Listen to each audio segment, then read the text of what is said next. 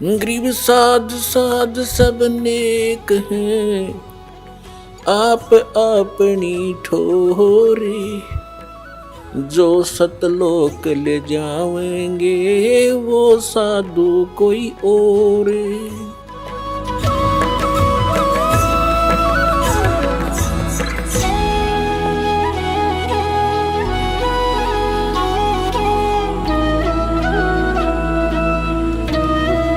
यहाँ परमात्मा कहते हैं कि मैं रोवत हूं सृष्टि को और सृष्टि रोए मोहे।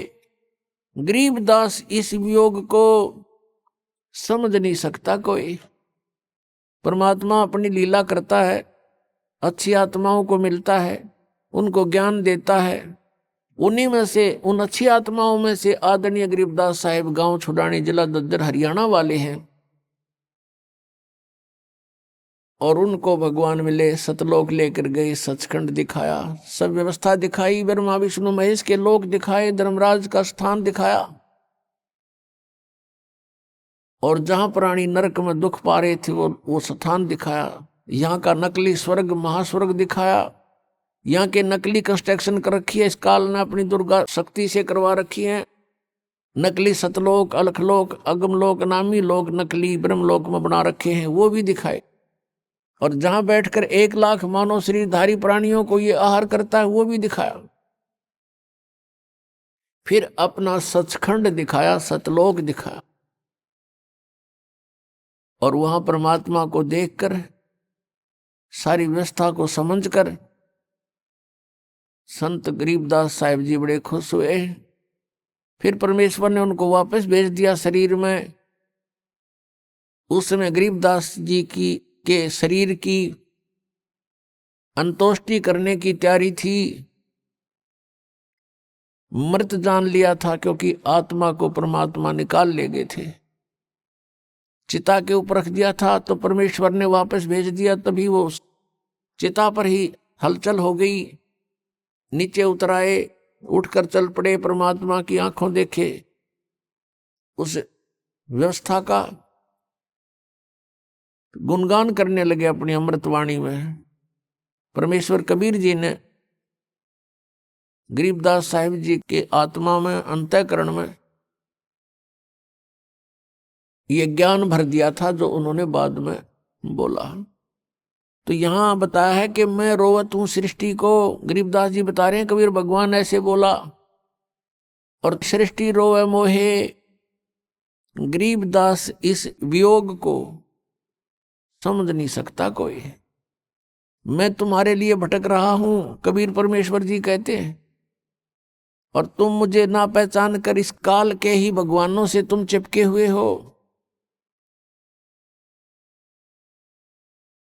और मुझे नहीं पहचान रहे, और तुम मुझे खोज रहे हो।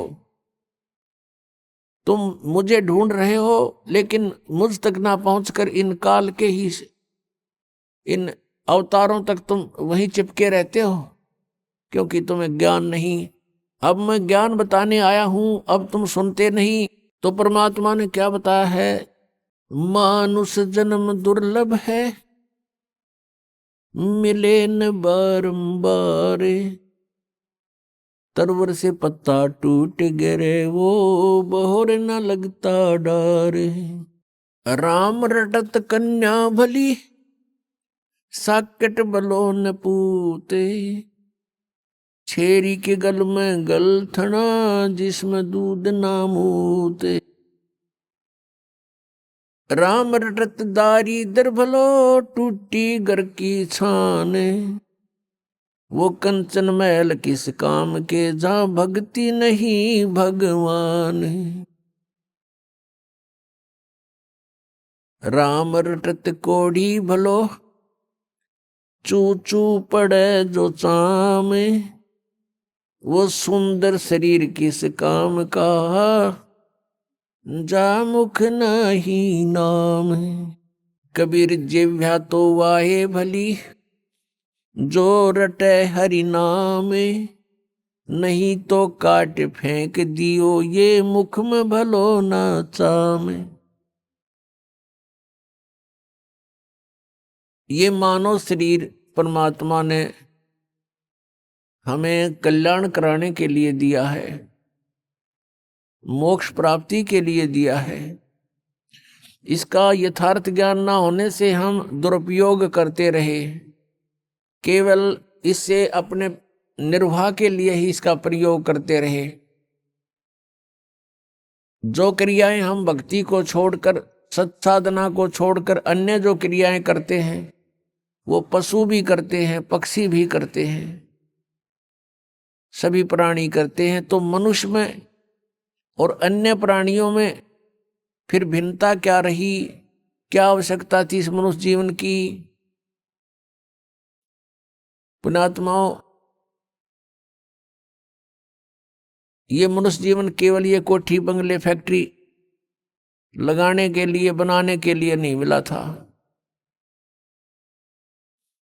परमात्मा आए स्वयं पूर्ण ब्रह्म, और बनारस में, काशी में, भारतवर्ष की पावन पृथ्वी पर 120 वर्ष तक यहां रहे। एक झोंपड़ी में, एक हट के अंदर उन्होंने अपना गुजारा किया। सारे ब्रह्मांडों के दाता, सतलोक के मालिक, सचखंड के निवासी, सर्व सुख संपन्न देश है वो सतलोक, और उसको छोड़कर अपने बच्चों के लिए, आपके लिए, हमारे लिए वो परमात्मा यहाँ आए। और उन्होंने एक ट्रायल करी, एक रिहर्सल किया, एक उदाहरण दिया, उदाहरण पेश किया उन्होंने कि यहाँ पर तुमने ऐसे रहना चाहिए। इससे अधिक यदि तुम धन जोड़ने के लिए प्रयत्न करते हो तो ये तुम्हारी अज्ञानता है। घर तो 3.5 हाथ, गणात 4.25, कह कबीर अधिका गहे ताको नहीं विचार। ये अब प्रत्येक प्राणी, मनुष्य शरीरधारी का प्रत्येक प्राणी का शरीर 3.5 हाथ का, उसके अपने 3.5 हाथ का होता है। तो परमात्मा कहते हैं यदि आपने एक कोठी बना ली, ऊपर नीचे 3 मंजिल बना दी, और 4-5 कमरे एक मंजिल में हैं, 15-20 कमरे आपके पास हैं, कक्ष हैं, तो उसमें कहाँ सोते हो आप? एक कक्ष में एक चारपाई जो 3x6 की होती है, उसको किसी कोने में डाल ले उस कक्ष के कमरे के, बाकी कोठी व्यर्थ है। तो पुण्यात्माओं, हम जीव हैं, हम देखा देखी करते हैं गलतियां, और वो पीव थे, सर्व संपन्न होते हुए भी अब कभी भी डगमग नहीं हुए, एक झोंपड़ी में आजीवन रहे। वो ये दिखाना चाहते थे यदि तुमने कल्याण कराना है तो यहाँ की सब आवश्यकताओं को मिनिमाइज करो, बहुत कम करो, और ये अननेसेसरी जो आपकी रिक्वायरमेंट है, अनावश्यक जो आपकी आवश्यकताएं हैं, ये आपके भक्ति में बाधा है, ये टेंशन पैदा करती हैं, और टेंशन से भगवान की भक्ति नहीं बनती। आप ये देख करके कि उसने ऐसी कोठी बनाई, मैं भी ऐसी बनाऊं, उसने इतना पैसा कमा लिया, मैं भी कमाऊं। आपने परमात्मा पाने के लिए परमात्मा कबीर जी द्वारा दिए गए उदाहरण, उनके द्वारा दिए गए ज्ञान को आधार बना के कदम रखना पड़ेगा, तब हम सफल हो सकते हैं। नहीं तो ठीक है, जैसा आप भक्ति करोगे वैसा फल आपको मिल ही जाएगा, लेकिन ये फल आपका यहीं बर्बाद हो जाएगा। स्वर्ग में चले जाओगे इस काल के होटल में, वहां अपनी पूंजी व्यर्थ करके आपकी आंखें नहीं खुलने देगा, फिर ये इतना सुख दे देगा ऊपर स्वर्ग लोक में। जिस झूठे सुख को आप सुख मानते हो, ये सुख स्वर्ग में सबसे ज्यादा है। बकवादियां करना, सुंदर सुंदर औरतें, शराब पीना, सारी सुविधाएं, काजू किस्मत, सेब संतरे, बड़े सलोट मारनी है, वहां नरे मिलेंगे, लेकिन वो होटल है, रेस्टोरेंट है, और वहां आपकी पूंजी व्यर्थ होती है। जो यहाँ आपने धन कमाया था वो वहां व्रत करवा के फिर वहां से धक्के मार देंगे तुम्हारे और फिर नरक में ठोक देगा। कबीर परमात्मा ने हमें ये सारा जाल काल का समझाया है। तो हमारा उद्देश्य है, यदि आप जी बरवाला आश्रम में आते हो, ठीक है, पहले तो पुण्यात्मा दुख निवारण की ही इच्छा करते हैं, उसके साथ साथ फिर उनको ज्ञान भी प्राप्त हो जाता है। ये समर्थ परमात्मा है कबीर जी, और ये सब कुछ कर सकते हैं, आपके सर्व कष्टों का निवारण भी कर देंगे। लेकिन जब आप सुखी हो जाते हो, परमात्मा से दूर हो जाते हो, ये एक ऐसी हमारे अंदर एक बुराई है या कमी है, त्रुटि है। हम सतलोक में थे और सतलोक के अंदर हमारे को कोई असुविधा नहीं थी, सारे सुख भगवान ने दे रखे थे, कबीर परमेश्वर ने, सत्य पुरुष ने। उस सुख में हम परमात्मा को भूले थे और इस काल को चाहने लग गए थे। ये तपस्या कर रहा था खड़ा होकर के, हम भगवान को भूलकर इसको चाहने लगे। परमात्मा कबीर जी ने बहुत बार हमें संकेत किया, लेकिन हम बाज नहीं आए। हम परमात्मा के दिल से उतर गए, उन्होंने हमें हृदय से रिजेक्ट कर दिया, और फिर हम इस काल के साथ यहाँ इसके लोक में आ गए। इसने तपस्या करके ये 21 ब्रह्मांड प्राप्त कर रखे हैं और हम वैसे लटक के आ गए इसके साथ में। अब इसने हमारे साथ वो प्रतिशोध किया है, क्योंकि इसने वहां गलती की थी। परमेश्वर कबीर जी ने इसको वहां से निकाल दिया था, निष्कासित कर दिया था, इंक्लूडिंग ऑल ब्रह्मांड, इसके सारे ब्रह्मांड दे करके बाहर निकाल दिया था 21 के 21। और हमने जो गलती की थी, हम इसकी साथ स्व इच्छा से आए थे, हम भगवान भूल गए उस सुख में, और उसके बाद हम कितने कैर हो रहे हमारे ऊपर। पुण्यात्माओं, ये दंत कथा मत समझना, क्योंकि आज तक आपने केवल सिंपल कथाएं सुनी है रामायण और महाभारत की, आप उनको सत्य मान रहे हो। सत्य तो हैं वो जिस सतर की है, वो घटना ऐसी घटी है, लेकिन ये जो कथा है ये वो अमर कथा है, अनमोल कथा है। ये वो ज्ञान है, तत्व ज्ञान, जो अभी तक किसी के पास नहीं था। परमात्मा ने कहा था, धर्मदास तो लाख दुहाई, ये मूल ज्ञान की दबार ना जाई। मूल ज्ञान बाहर जो पर ही, बिजली पीडी हंसनी तरही। मूल ज्ञान तब तक छुपाई जब तक ये द्वादश पंथ ना मिट जाए। तो पुण्यात्माओं, आप जी ये ना सोचना कि वैसे कथाएं हैं, ये सच्ची कथाएं हैं। हम वहां रहते थे, हम यहाँ के नहीं है। आज आप विचार भी करना चाहिए, जोर देना चाहिए बुद्धि पर, क्योंकि काल ने इतना प्रेशर बना रखा है कि जीव इतनी देर सोच नहीं सकता। उसी समय इसको कोई समस्या याद आ जाती है, कोई और बकवाद याद आ जाती है, इस तरह हट जाता है ये मन वहां से। तो हमने इस बात को गहराई से सोचना पड़ेगा। आज आप समझते हो मुझे सब सुख है, पुत्र हैं, पुत्रियां हैं, उनके भी संतान हो गई है, बढ़िया मकान है, खूब बढ़िया व्यवस्था है, और कल मृत्यु हो जाती है आपके पुत्र की, टक्कर मार कर रो रहा प्राणी, आपकी मृत्यु हो जाती है, तो आपका क्या है यहाँ पर। तो पुण्यात्माओं, इसको गहराई से सोचना पड़ेगा, तभी ये ज्ञान समझ में आओगा। यदि आप बरवाला आश्रम में आते हो तो मोक्ष को उद्देश्य मान कराना, केवल यहाँ संकट निवारण के लिए ही नहीं, यहाँ कोई झाड़े लाने वाली व्यवस्था नहीं है।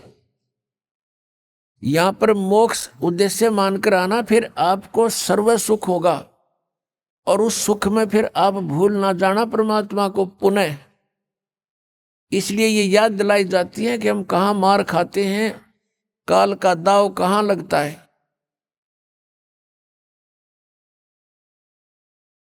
तो परमात्मा ने हमें याद दिलाया आकर के कि ये मानव शरीर जो आपको मिला है, इसका मूल उद्देश्य भक्ति करके परमात्मा पाना है।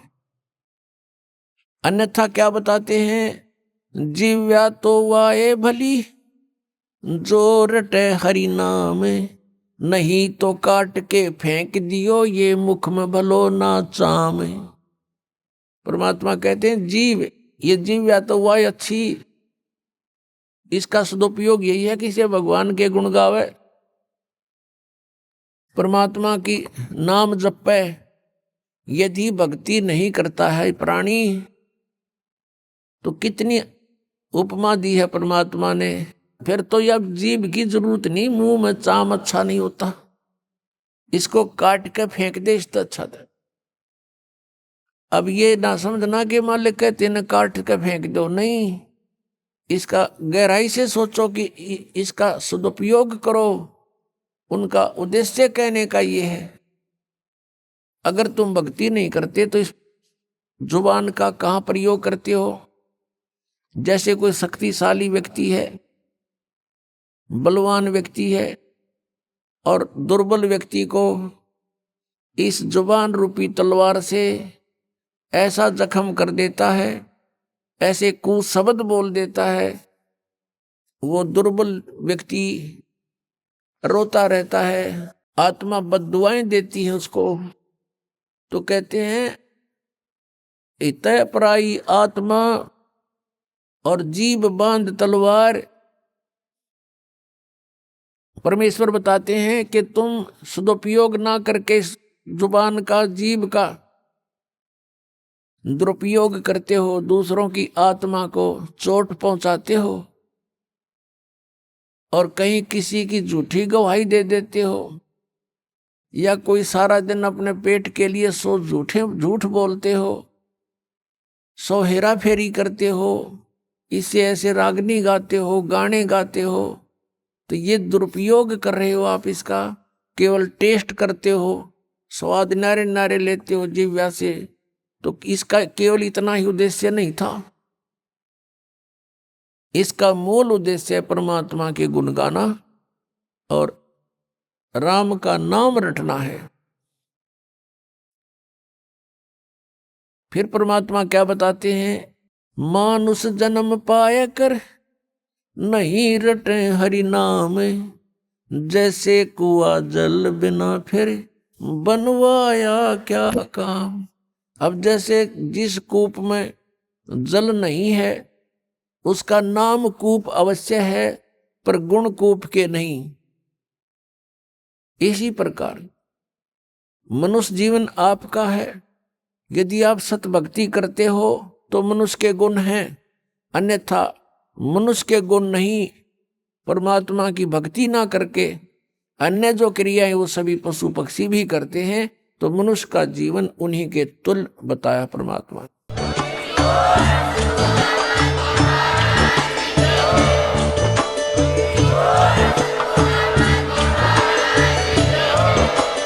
आप सुन रहे थे जगत गुरु तत्वदर्शी संत रामपाल जी महाराज जी के मंगल प्रवचन। अधिक जानकारी के लिए विजिट कीजिए हमारी वेबसाइट www.jagatgururampalji.org। संत रामपाल जी महाराज जी के शुभ आशीर्वाद से पूरे विश्व भर में 500 से भी ज्यादा नाम दीक्षा केंद्र हैं, जिन पर संत रामपाल जी महाराज जी द्वारा ऑनलाइन निशुल्क नाम दीक्षा दी जा रही है। अपने नजदीकी नाम दीक्षा केंद्र का पता करने के लिए संपर्क करें 8222880541।